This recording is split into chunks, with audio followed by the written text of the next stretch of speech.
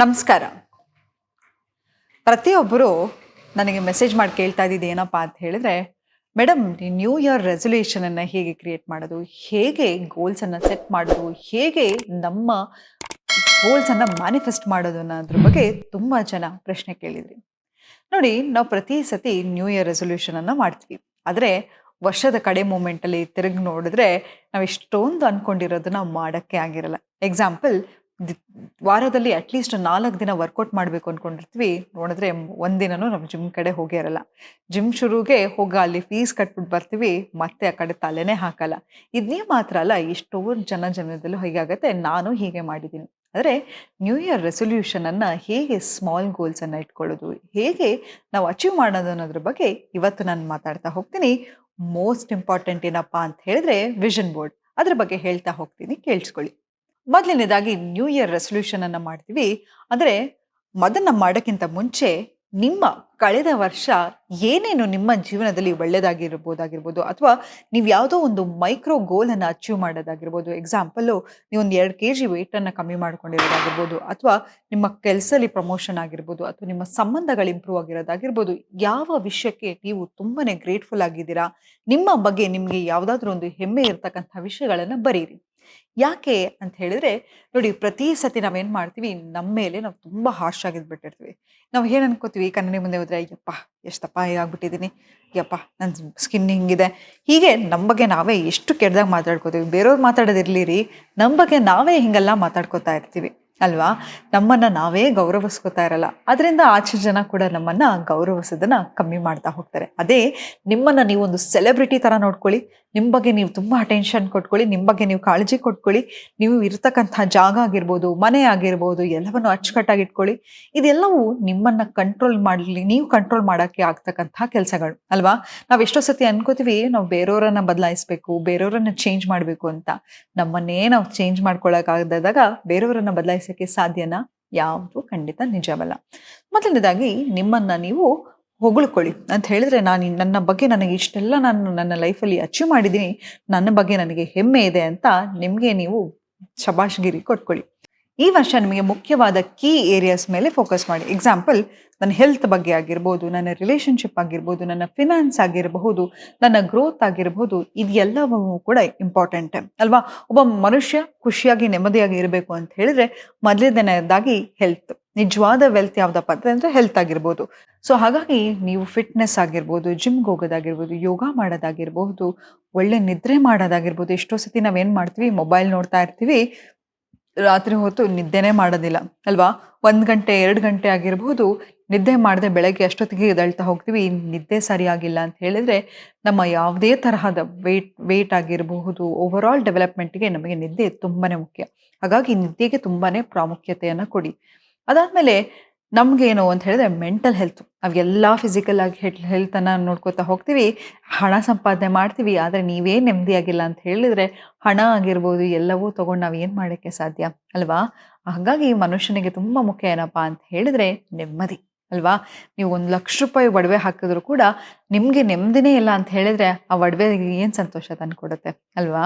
ಹಾಗಾಗಿ ನೆಮ್ಮದಿಯಾಗಿರೋದನ್ನು ಮೊದಲನೇದಾಗಿ ಪ್ರಾಕ್ಟೀಸ್ ಮಾಡ್ಕೊಳ್ಳಿ.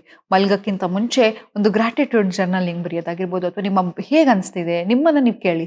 ಚೆನ್ನಾಗಿದೆಯಾ ನೀನು? ಹೇಗಿದೆಯಾ? ನಿನಗೇನು ಬೇಕು? ಏನು ನಿನ್ನ ಜೀವನದಲ್ಲಿ ಕಡಿಮೆ ಆಗಿದೆ ಅಂತ ನಿಮ್ಮ ಹತ್ರ ನೀವು ಕೂತ್ಕೊಂಡು ಅಟ್ಲೀಸ್ಟ್ ಒಂದು 5-10 ನಿಮಿಷ ಮಾತಾಡಿ. ಅದಕ್ಕೆ ನಾನು ಮೆಡಿಟೇಷನ್ ಅಂತ ಹೇಳ್ತಿರ್ತೀನಿ. ಮೆಡಿಟೇಷನ್ ಅಂತ ಹೇಳಿದ್ರೆ ನೀವೆಲ್ಲ ತಪ್ಪು ತಿಳ್ಕೊಂಬಿಟ್ಟಿದ್ರೆ ಅದು ಸುಮ್ಮನೆ ಕೂತ್ಕೋಬೇಕು ಅಂತ. ನಿಮ್ಮ ಜೊತೆ ಒಂದು ಡಿವೈನ್ ಅಪಾಯಿಂಟ್ಮೆಂಟ್ ಯಾವಾಗ ಸಿಗತ್ತೆ ನಿಮಗೆ ಗೊತ್ತಾ? ಮೆಡಿಟೇಷನ್ ಮಾಡಿದಾಗ. ನಾವು ಯಾವಾಗ ಕ್ವೈಟಾಗಿ ಕೂತ್ಕೊಂಡು ಒಂದು ಜಾಗದಲ್ಲಿ ಕೂತ್ಕೋತೀವೋ ನಮ್ಮ ಜೊತೆ ನಮಗೆ ಒಂದು ಕನೆಕ್ಷನ್ ಬೆಳೀತಾ ಹೋಗುತ್ತೆ. ಯಾವಾಗ ನಿಮ್ಮ ಜೊತೆ ನಿಮಗೊಂದು ಸೂಪರ್ ಕನೆಕ್ಷನ್ ಇರುತ್ತೆ, ನೀವು ಜೀವನದಲ್ಲಿ ಏನು ಬೇಕಾದರೂ ಮ್ಯಾನಿಫೆಸ್ಟ್ ಮಾಡ್ಬೋದು. ನಂತರ ನೀವು ತಗೋಬೇಕಾಗಿರ್ತಕ್ಕಂಥ ಆ್ಯಕ್ಷನ್ಸನ್ನು ತಗೊಳ್ಳಿ.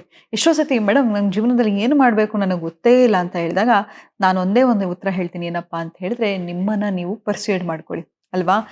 ನಾನು ಅದೇ ಹೇಳಿದೆ, ನಿಮ್ಮನ್ನು ನೀವು ಒಂದು ಸೆಲೆಬ್ರಿಟಿ ಥರ ಟ್ರೀಟ್ ಮಾಡಿದಾಗ ನಿಮ್ಮ ಜೊತೆ ಇರೋರು ಸುತ್ತಮುತ್ತ ಎಲ್ಲರೂ ನಿಮ್ಮನ್ನು ಅದೇ ರೀತಿ ನೋಡ್ತಾ ಹೋಗ್ತಾರೆ.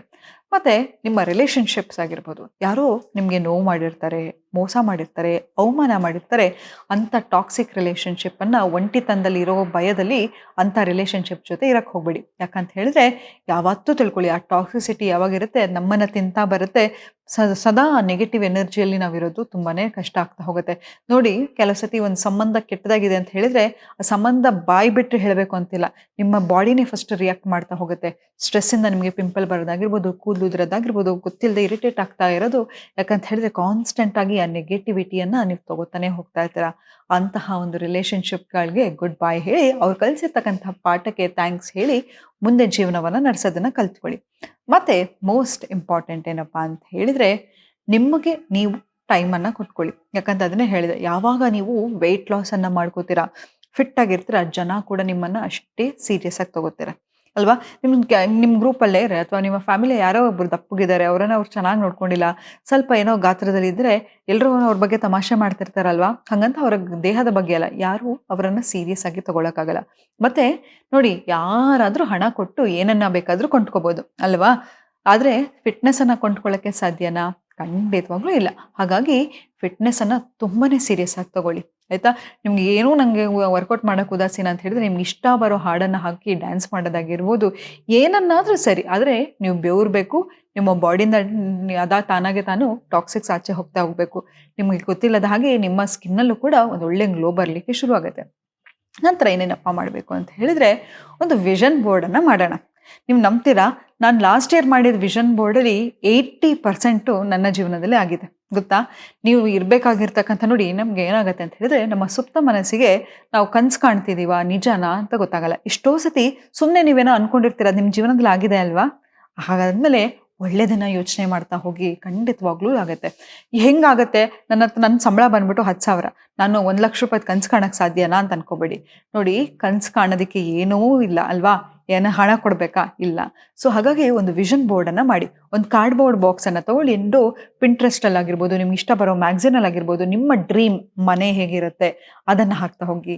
ಒಂದು ಬೀಚ್ ವೆಕೇಷನ್ಗೆ ಹೋಗೋದಾಗಿರ್ಬೋದು, ಒಂದು ವೆಕೇಷನ್ಗೆ ಹೋಗೋದಾಗಿರ್ಬೋದು, ಅಥವಾ ನೀವು ಮದುವೆ ಆಗಿಲ್ಲದೆ ಹೋದರೆ ನಿಮ್ಮ ಸಂಗಾತಿ ಹೇಗಿರಬೇಕಪ್ಪ ಅನ್ನೋದು ಅಂತಕ್ಕಂಥದ್ದು ಮ್ಯಾನಿಫೆಸ್ಟ್ ಮಾಡಿ. ಮದುವೆ ಆಗಿದ್ರೆ ನಾನು ನನ್ನ ಸಂಗಾತಿ ಖುಷಿಯಾಗಿರ್ತಕ್ಕಂಥ ಫೋಟೋ ಆಗಿರ್ಬೋದು, ಅಥವಾ ಒಂದು ಹ್ಯಾಪಿ ವೆಕೇಷನ್ ಆಗಿರಬಹುದು, ಅಥವಾ ನಿಮ್ಮ ಡ್ರೀಮ್ ಕಾರ್ ಆಗಿರ್ಬೋದು, ಇದೆಲ್ಲವನ್ನು ಬರೀತಾ ಹೋಗಿ. ನಿಮಗೆ ಡ್ರೀಮ್ ಪೆಟ್ಸ್ ತಗೊಳ್ಳೋದಾಗಿರ್ಬೋದು, ಏನನ್ನ ನಿಮಗೆ ಏನೇನು ಗೋಲ್ಸ್ ಇರುತ್ತೆ ಅದನ್ನು ಹಾಕಿ ನಿಮ್ಮ ಕಣ್ಮುಂದೆ ಬೆಳಗ್ಗೆ ಎದ್ದ ತಕ್ಷಣ ಅದನ್ನು ನೋಡೋ ರೀತಿ ಇರಬೇಕು. ಅದಾದಮೇಲೆ ಅದನ್ನು ಆಗಿರೋ ರೀತಿ ವಿಷನ್ ಮಾಡ್ಕೋತಾ ಹೋಗಿ. ನೀವು ಒಂದು ಹೇಳಿದ್ರೆ, ಒಂದು ಹೊಸ ಕಾರ್ ತೊಗೊಳ್ತೀರ ಅಂತ ಹೇಳಿದ್ರೆ, ಆ ಕಾರಿನ ಸ್ಮೆಲ್ ಆಗಿರ್ಬೋದು, ನೀವು ಡ್ರೈವ್ ಮಾಡ್ತಾರಂತಾಗಿರ್ಬೋದು, ನಿಮ್ಮ ಸಂಗಾತಿ ಜೊತೆ ಕೂತ್ಕೊಂಡು ಆ ಟ್ರಿಪ್ಪಿಗೆ ಹೋಗ್ತಾ ಇರೋದಾಗಿರ್ಬೋದು, ನಿಮ್ಮ ಫ್ರೆಂಡ್ಸ್ ಜೊತೆ ನಗ್ತಾ ಇರೋದು, ಹೀಗೆ ಅದನ್ನು ಫೀಲ್ ಮಾಡ್ತಾ ಹೋಗಿ. ಎಷ್ಟೋ ಸತಿ ನಾವು ಅಫರ್ಮೇಷನ್ಸ್ ಹೇಳ್ಕೊತೀವಿ, ಮ್ಯಾನಿಫೆಸ್ಟೇಷನ್ ಮಾಡಬೇಕು ಅಂದ್ಕೊಂಡು ತುಂಬಾ ಚೇಸ್ ಮಾಡ್ತಾ ಹೋಗ್ತೀವಿ. ನೋಡಿ, ಯಾವತ್ತೂ ತಿಳ್ಕೊಳ್ಳಿ, ನೀವು ಯಾವುದನ್ನು ಹಿಡಿಯೋಕ್ಕೆ ಹೋಗ್ತೀರ ಅದು ನಿಮ್ಮಿಂದ ದೂರ ಹೋಗ್ತಾ ಹೋಗುತ್ತೆ. ಯಾವಾಗ ನೋಡಿ, ಅದನ್ನೇ ಹೇಳ್ತಾರೆ, ಬಟರ್ಫ್ಲೈನ ಹಿಡಿಯೋಕ್ಕೆ ಹೋದರೆ ಅದು ಹಾರ್ತಾ ಹೋಗುತ್ತೆ. ಅದಕ್ಕೆ ಬೇಕಾಗಿರ್ತಕ್ಕಂಥ ಒಂದು ಗಾರ್ಡನನ್ನು ಕ್ರಿಯೇಟ್ ಮಾಡಿದರೆ ಒಂದಲ್ಲ 10 ಬಟರ್ಫ್ಲೈಗಳು ಬರುತ್ತೆ. ಹಾಗೆ ನಿಮ್ಮ ಜೀವನದಲ್ಲಿ ಯಾವುದನ್ನೂ ಚೇಸ್ ಮಾಡ್ತಾ ಹೋಗಬೇಡಿ. ರಿಲೇಷನ್ಶಿಪ್ ಆಗಿರ್ಬೋದು, ಹಣ ಆಗಿರ್ಬೋದು, ಎಲ್ಲವೂ ಕೂಡ ಯೂನಿವರ್ಸ್ ಹೇಟ್ಸ್ ಡೆಸ್ಪಿರೇಷನ್. ಸೊ ನೀವು ತಾಳ್ಮೆಯಿಂದ ಸಮಾಧಾನ ಆಗಿದ್ರೆ ನಿಮ್ಮ ಜೀವನದಲ್ಲಿ ಏನಾಗಬೇಕೋ ಎಲ್ಲವೂ ಅದ್ರ ಟೈಮಿಂಗ್ ಮೂಲಕ ಆಗೇ ಆಗುತ್ತೆ. ಸೊ ಈ ವಿಷನ್ ಬೋರ್ಡನ್ನು ನೋಡ್ತಾ ಹೋಗಿ, ಆಲ್ರೆಡಿ ಆಗಿರೋ ರೀತಿ ಫೀಲನ್ನು ಮಾಡ್ತಾ ಇರಿ. ಮತ್ತು ಮೋಸ್ಟ್ ಇಂಪಾರ್ಟೆಂಟ್ ಏನು ಗೊತ್ತಾ, ಇದು ದೊಡ್ಡ ಸೀಕ್ರೆಟೇ ಹೌದು. ಏನಪ್ಪ ಅಂತ ಹೇಳಿದರೆ, ಬೀಯಿಂಗ್ ಗ್ರೇಟ್ಫುಲ್. ನಾನು ನಿಮ್ಗೊಂದು ಪ್ರೀತಿಯಿಂದ ಒಂದು ಗಿಫ್ಟ್ ತಂದುಕೊಡ್ತೀನಿ. ಆ ಗಿಫ್ಟನ್ನು ನೀವು ಚೆನ್ನಾಗಿ ಬೈಕೊಂಡು, ಏನು ಮೇಡಮ್ ಈ ಕಲರ್ ಹಿಂಗಿದೆ, ಈ ಥರದ ತಂದ್ಕೊಡೋದು ಅಂತ ಹೇಳಿದ್ರೆ ಮತ್ತೆ ನಾನು ನಿಮಗೆ ಗಿಫ್ಟ್ ತಂದುಕೊಡ್ತೀನಾ? ಇಲ್ಲ ಅಲ್ವಾ. ಸೊ ಯೂನಿವರ್ಸು ಕೂಡ ಹಾಗೆ. ನಮಗೆ ಈ ಜೀವನ ಅನ್ನೋದೇ ಒಂದು ಬ್ಯೂಟಿಫುಲ್ ಗಿಫ್ಟ್ ಅಲ್ವಾ. ಎಷ್ಟೋ ಜನ ಹುಟ್ಟತಾನೆ ಏನೋ ಒಂದು ಅಂಗವಿಕಲತೆಯಲ್ಲಿ ಇರುತ್ತೆ, ಅಂಥದ್ರಲ್ಲಿ ದೇವರು ಎಲ್ಲವನ್ನೂ ನಿಮಗೆ ಕೊಟ್ಟಿದ್ದಾನೆ ಅಂತ ಹೇಳಿದರೆ ನೀವು ಗಾಡ್ಸ್ ಫೇವ್ರೆಟ್ ಚೈಲ್ಡ್ ಅಲ್ವಾ. ಎಲ್ಲ ವಿಷಯಕ್ಕೂ ಗ್ರೇಟ್ಫುಲ್ ಆಗಿರಿ. ಅಂತ ಹೇಳಿದ್ರೆ, ಮಲ್ಗೋಕ್ಕಿಂತ ಮುಂಚೆ ಇದನ್ನು ಮಾಡಿ ನೋಡಿ. ನಿಮ್ಮ ಜೀವನದಲ್ಲಿ ಚೇಂಜಸ್ ಆಗಲಿಲ್ಲ ಅಂತ ಹೇಳಿದ್ರೆ ನನ್ನ ಬಂದು ಕೇಳಿ. ಮಲ್ಗೋಕ್ಕಿಂತ ಮುಂಚೆ ಯಾವುದಾದ್ರೂ ಒಂದು ಸಣ್ಣ ವಿಷಯ ಆಗಿರ್ಬೋದು, ಆಯಿತಾ, ಆ ವಿಷಯದ ಬಗ್ಗೆ ಗ್ರೇಟ್ಫುಲ್ ಆಗಿರಿ, ಆಯಿತಾ. ಯಾರೋ ಒಬ್ರು ಬಂತು ನಿಮಗೆ ಕಾಂಪ್ಲಿಮೆಂಟ್ ಕೊಟ್ಟರು, ಯಾರೋ ಊಟ ಕೊಡಿಸಿದ್ರು, ಅಥವಾ ವಾಕಿಂಗ್ ಹೋಗಬೇಕಾದ್ರೆ ಮಾತನಾಡಿಸಿದ್ರು, ಒಂದು ಒಳ್ಳೆ ಮಾತನ್ನು ಹೇಳಿದ್ರು, ಏನಾದರೂ ಆಗಿರ್ಬೋದು, ಅಮ್ಮ ಅಡುಗೆ ಮಾಡೋದಾಗಿರ್ಬೋದು, ಯಾವುದೇ ಒಂದು ವಿಷಯದಲ್ಲಿ ಯಾವ ವಿಷಯಕ್ಕೆ ನೀವು ಗ್ರೇಟ್ಫುಲ್ ಆಗಿದ್ದೀರಾ ಅಂತ ಒಂದು 5 ವಿಷಯಗಳನ್ನು ಬರೀತಾ ಹೋಗಿ. ನಿಜವಾಗ್ಲೂ ನಿಮ್ಮ ಜೀವನದಲ್ಲಿ ತುಂಬಾ ಚೇಂಜಸನ್ನು ನೀವು ನೋಡ್ತಾ ಹೋಗ್ತೀರಾ. ಮತ್ತು ಇನ್ನೊಂದೇನಪ್ಪ ಅಂತ ಹೇಳಿದ್ರೆ, ಒಂದು ಜಾರನ್ನು ತಗೊಳ್ಳಿ. ಏನು ಮಾಡಿ ಅಂತ ಹೇಳಿದರೆ ಜಾರಿಗೆ ಹ್ಯಾಪಿನೆಸ್ಸನ್ನು ಏನಂತ ಹೇಳಿದ್ರೆ ಇವತ್ತೇನೋ ಒಂದು ವಿಷಯ ನಡೀತು, ನಿಮ್ಗೆ ತುಂಬ ಸಂತೋಷ ಸಿಕ್ತು, ಅದನ್ನು ಹಾಕ್ತಾ ಹೋಗಿ. ಏನೇನು ಖುಷಿ ಘಟನೆಗಳಾಗುತ್ತೆ ಮಲಗೋಕ್ಕಿಂತ ಮುಂಚೆ ಆ ಜಾರ್ ಒಳಗಡೆ ಹಾಕ್ತಾ ಇರಿ ಹೋಗಿ. ಯಾವಾಗಾದರೂ ನಿಮಗೆ ತುಂಬಾ ದುಃಖ ಆದಾಗ, ನೋವಾದಾಗ ಆ ಜಾರನ್ನು ಓಪನ್ ಮಾಡ್ತಾ ನೋಡಿ, ಎಷ್ಟೊಂದು ಖುಷಿ ಜೀವನಗಳಿರುತ್ತೆ. ಎಷ್ಟೋ ಸತಿ ನಾವು ಜೀವನವನ್ನೇ ಕಳ್ಕೋಬೇಕು ಅಂದ್ಕೊಂಡಿರ್ತೀವಿ, ಏನೋ ನಮಗೆ ಯಾರೂ ನಮ್ಮನ್ನು ಪ್ರೀತಿಸಲ್ಲ ಅಂತ ಹೇಳಿ ಅನಿಸಿದಾಗ ಅಂಥ ಟೈಮಲ್ಲಿ ಹೋಗಿ ಆ ಬಾಕ್ಸನ್ನು ಓಪನ್ ಮಾಡಿ, ಬದುಕಕ್ಕೆ ಸಾವಿರಾರು ರೀಸನ್ ಸಿಗುತ್ತೆ. ನೀವು ಎಷ್ಟು ಸ್ಪೆಷಲ್ ಅನ್ನೋದನ್ನ ಆ ಜಾರ್ ತೋರಿಸ್ತಾ ಹೋಗುತ್ತೆ. ಇದನ್ನ ಮಾಡ್ತಾ ಹೋಗಿ. ಮತ್ತೊಂದೇನಪ್ಪಾ ಅಂತ ಹೇಳಿದ್ರೆ, ಒಂದು ಡೈರಿ ತಗೊಳ್ಳಿ. ಅದರಲ್ಲಿ ನಿಮ್ಗೇನನ್ನ ನಿಮ್ಮ ಮುಂದಿನ ವರ್ಷ ಹೇಗಿರಬೇಕು, ಈ ವರ್ಷ ಹೇಗಿರಬೇಕು ಅನ್ನೋದನ್ನ ಸ್ಕ್ರಿಪ್ಟಿಂಗ್ ಮಾಡ್ತಾ ಹೋಗಿ.